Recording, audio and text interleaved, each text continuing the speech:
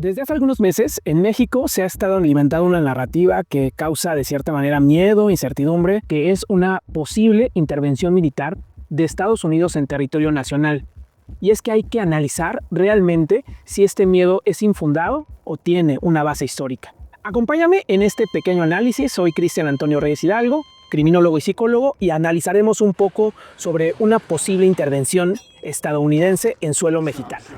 Lo que parecía que iba a ser un duelo bastante complicado era cuando en 2018 el presidente Andrés Manuel López Obrador casi inicia a la par la gestión gubernamental con el presidente Donald Trump. Muchos avisoraban que esta iba a ser una relación diplomática muy dura y que incluso se iba a romper el TEMEC y que iba a haber graves consecuencias para México. Pero fue algo totalmente atípico. Incluso Donald Trump hablaba de Andrés Manuel López Obrador como mi amigo el socialista. Hubo acercamientos, visitas bilaterales y nunca se llegó a una confrontación como ahora la tenemos. El antiguo régimen mexicano dice que los nuevos gobernantes no tienen capacidad para gobernar, pero es muy cierto que desde la llegada de Carlos Salinas de Gortari a la presidencia de la República, México tuvo una sumisión muy constante con el gobierno estadounidense en el que iban prácticamente de la mano a través de las disposiciones de los organismos internacionales como el Banco Mundial, el Fondo Monetario Internacional o la OMC u otros organismos internacionales que convenían a los intereses de las grandes élites políticas y económicas. Por eso, en el periodo neoliberal, pues prácticamente no hubo confrontación con Estados Unidos porque se iba de la mano sobre las disposiciones de aquel país. Pero lo que no se esperaba es que Joe Biden llegara a la presidencia de los Estados Unidos y finalmente se materializó. La amenaza de Trump nunca se hizo expresa. Andrés Manuel López Obrador pudo sortear de alguna manera la relación con Estados Unidos y bueno, no hubo graves consecuencias, pero sí una exigencia al parecer de manera indirecta para que la Guardia Nacional se desplegara en la frontera con Estados Unidos y esto permitiera una mejor vigilancia y la represión al flujo migratorio. Y esa es una de las críticas constantes que le hacen al presidente Andrés Manuel López Obrador. Ya en la llegada de Joe Biden como presidente de los Estados Unidos, la relación tampoco fue tan grave. Hubo algunos momentos complicados, pero prácticamente la relación bilateral se mantenía, pues de alguna manera, en su mejor ánimo. Y finalmente, ante el creciente descontento de la población estadounidense, Joe Biden ya no se puede reelegir, aparte de los problemas mentales y de salud que tenía ya al final de su mandato, donde Kamala Harris ya fue posicionada posteriormente. Por segunda ocasión, Donald Trump llega como presidente de los Estados Unidos de América. Y de nueva cuenta se activaron las alarmas porque durante el periodo de Biden, el Partido Republicano con su ala más conservadora y más recalcitrante comenzaban con la narrativa de que México estaba ayudando a los cárteles de la droga y que se tenía que hacer una iniciativa para que los cárteles mexicanos fueran nombrados como organizaciones terroristas. Ustedes recordarán en la guerra contra el terrorismo internacional de George Bush qué ocurría con aquellos países o organizaciones que estaban señaladas como promotoras al terrorismo internacional. Algunos piensan que solamente se tiene que negociar con el gobierno estadounidense. Seguir la misma dirección que tomó Andrés Manuel López Obrador llevaría a tener una relación mucho más tersa. Pero ocurrió absolutamente todo lo contrario. Pareciera que su enemigo público número uno son los Estados Unidos mexicanos. Sobre la narrativa que comenté al inicio que se ha sostenido en los últimos meses sobre que puede haber una posible intervención militar en suelo mexicano, la verdad es que siento contradecir a los grandes analistas que dicen que eso no es probable o que se está configurando, pero la realidad es que bajo la lectura que estoy haciendo en este momento, la intervención ya se está llevando a cabo. Es por esa razón que en este momento daré algunos puntos para señalar por qué la intervención estadounidense se está llevando a cabo en este momento y ya lleva varios años configurándose y que ya no es la forma de intervenir clásica con el despliegue de tropas y el bombardeo masivo a zonas civiles, como ha hecho Estados Unidos en otros países del mundo, sino es un tipo de intervención directa y indirecta usando diferentes grupos, instrumentos, políticas, sanciones económicas, etcétera, que ha permitido al gobierno de Estados Unidos no solamente mermar la credibilidad de México. Estas iniciativas beligerantes han logrado que el Estado mexicano entre en algunos momentos en convulsión ante las constantes amenazas y se mantenga alerta. Una intervención directa, aunque nunca se omite la posibilidad de que llegue a ocurrir, la verdad es que hay otro tipo de estrategias para mermar no solamente la credibilidad, las finanzas y la seguridad interior en México. Y aquí voy a dar un listado de esto que yo señalo. Una de las primeras formas de intervención que ya están fraguadas es la intervención económica, a través de sanciones a bancos mexicanos, la presión para reformas fiscales en México que beneficie de alguna u otra forma a las empresas estadounidenses, la exigencia del uso del dólar, porque ustedes saben que el dólar ha perdido influencia y fuerza a nivel global y por lo tanto se está obligando a México a que no vaya por otro camino. Y una de las armas que el presidente Trump ha impulsado, no solamente contra México, pero ya lo ha materializado en este territorio, es la imposición de aranceles. El uso de los aranceles como arma política para un chantaje económico y que el gobierno de México tenga que ceder ante la hegemonía económica estadounidense. Otra de las cosas que muchos no hablan, pero que están ocurriendo, es el despliegue de flotas navales en aguas internacionales muy cerca de las costas mexicanas. E incluso hubo un evento hace un par de meses en el que un navío militar estadounidense llegó al puerto de Veracruz supuestamente con el afán de abastecerse de combustible. Llegó desde el día viernes de aquella semana y se fue hasta el día lunes, cuando un barco se abastece de combustible en 2-3 horas aproximadamente. Y otra de las características que hay que señalar, que esta embarcación, aparte de ser militar, era una embarcación de inteligencia.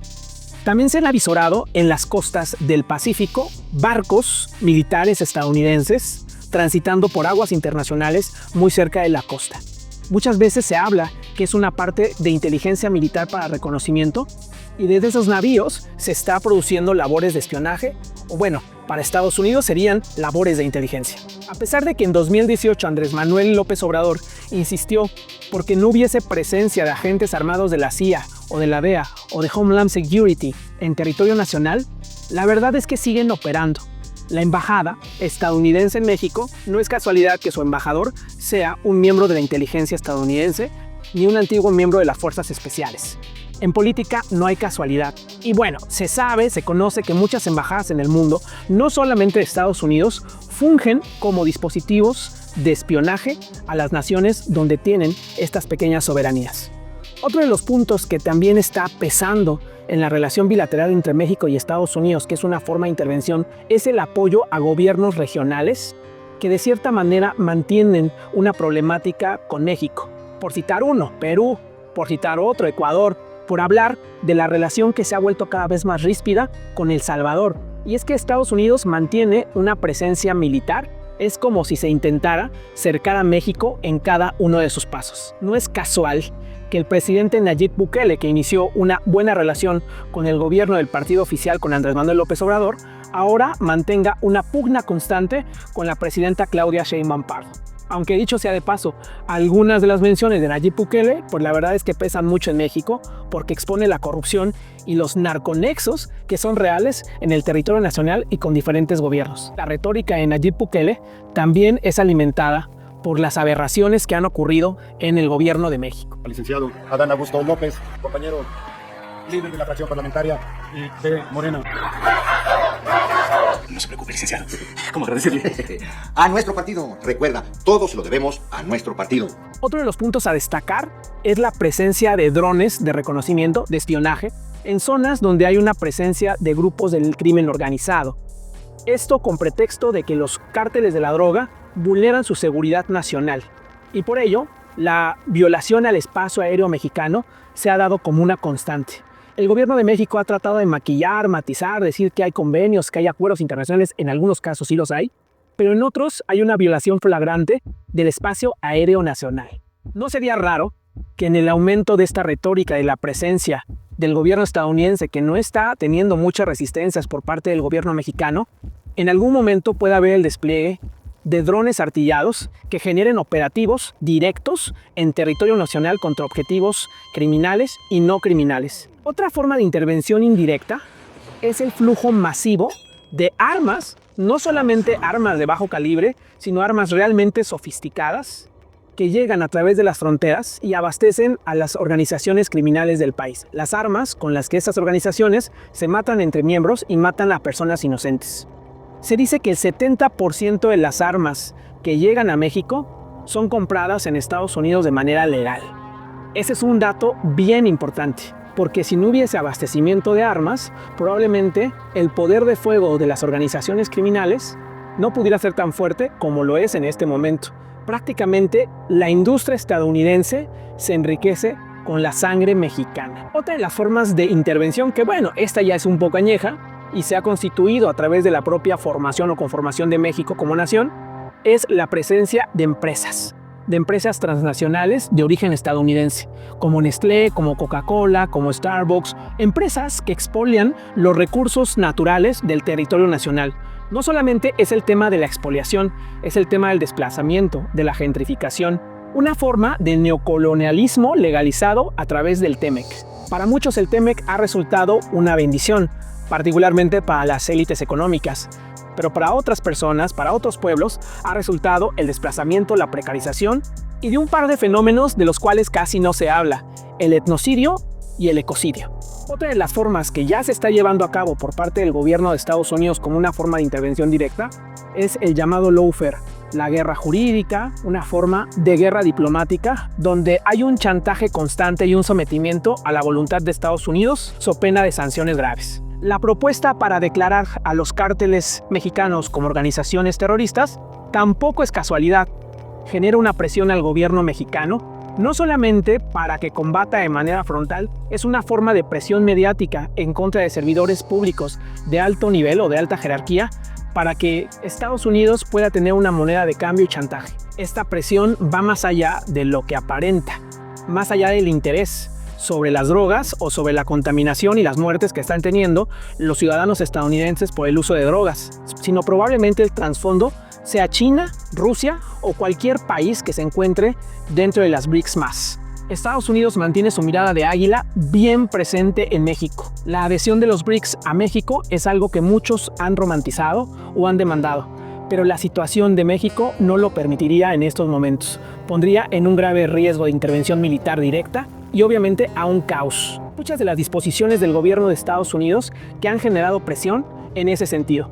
Por eso, el posicionamiento del gobierno mexicano respecto a China o a Rusia cada vez ha sido más lejano, cada vez ha sido más ambiguo y cada vez establece una mayor distancia. Creo que convendría mucho, ante el desprecio que tiene el gobierno estadounidense, que si bien no podemos enfrentarnos con ellos porque son una potencia económica y una potencia militar, comencemos a virar hacia otros cielos porque la relación probablemente se va a recrudecer cada día más. Otra forma de intervención indirecta es las redadas en contra de población latina, particularmente mexicana. Redadas que criminalizan la presencia de indocumentados o de personas con documentos de origen mexicano en suelo estadounidense. La presión de la deportación masiva y la exigencia por la apertura del espacio aéreo y de los aeropuertos para llevar a los deportados a territorio nacional es una forma bastante barbárica del gobierno estadounidense para decirle a México, yo mando. Y aquí la cuestión es que no solamente se trata de deportados mexicanos, sino deportados de todas las nacionalidades en las cuales México se le obliga prácticamente a resolver la situación migratoria de migrantes que no son mexicanos. Y bueno, lo que se esperaba justo en lo que dije en el punto de la colaboración con gobiernos de Centroamérica. Ahora el gobierno de Nayib Bukele ha recibido a personas deportadas de todos los países e incluso ha usado a estos deportados como una forma de presión política y mediática regional, como ocurrió en el caso de Venezuela, donde fueron ingresados al CECOT decenas de ciudadanos venezolanos que posteriormente fueron intercambiados por ciudadanos estadounidenses que fueron detenidos en Venezuela por espionaje. El gobierno de Nayib Bukele, que parecía que no iba a ser un gobierno neofascista ni colaboracionista, la verdad es que está haciendo absolutamente todo lo contrario.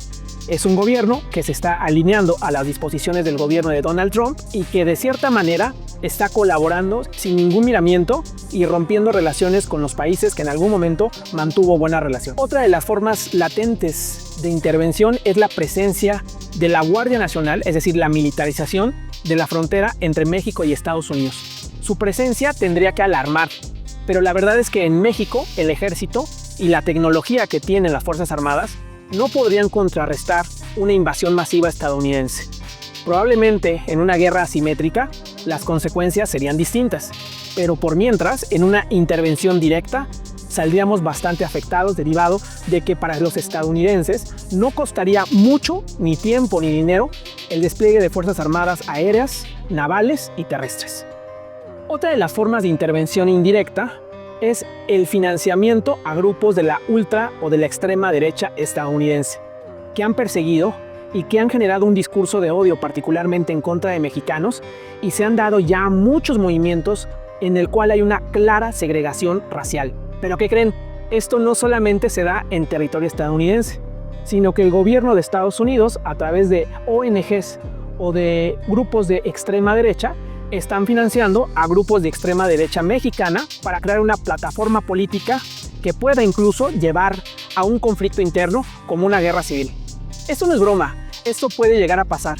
No es extraño la narrativa insistente de grupos de la extrema derecha mexicana que solicitan la intervención armada en territorio mexicano. Por ello, la respuesta a los analistas que creen que puede haber una invasión o que nunca se podría dar una invasión, yo creo que ese análisis convendría una revisión. Por eso yo digo en este video que la intervención ya está en marcha. No es algo que pudiera pasar o que nunca pudiera pasar. Sanciones, flujo de armas, vigilancia violando espacio aéreo y espacio marítimo, despliegue de operativos especiales, el racismo y la xenofobia como agenda, el financiamiento a grupos de la extrema derecha en territorio nacional, la amenaza de las sanciones económicas a través de aranceles, la ruptura de relaciones internacionales con países particularmente de las BRICS+, con énfasis en China, la imposición de sanciones a grupos civiles. En suma, se pudiera considerar que esta forma de intervención es una forma de intervención híbrida, algo que ya está echado a andar, algo que no va a tener un retroceso y que va a estar generando cada vez más problemáticas y más acercamiento beligerante del gobierno estadounidense en territorio nacional. Y como muchos dicen, efectivamente México no puede enfrentarse ni militarmente ni económicamente a Estados Unidos. Pero tenemos una característica muy interesante como pueblo. Tenemos un historial de lucha, de dignidad y de resistencia. Soy Cristian Hidalgo y este es mi análisis y espero que puedan comentar. Pueden estar en desacuerdo, pueden estar en acuerdo con lo que he dicho, pero al final es un tema de importancia nacional que ya nos alcanzó. Saludos y espero que puedan seguir este canal. Hasta entonces.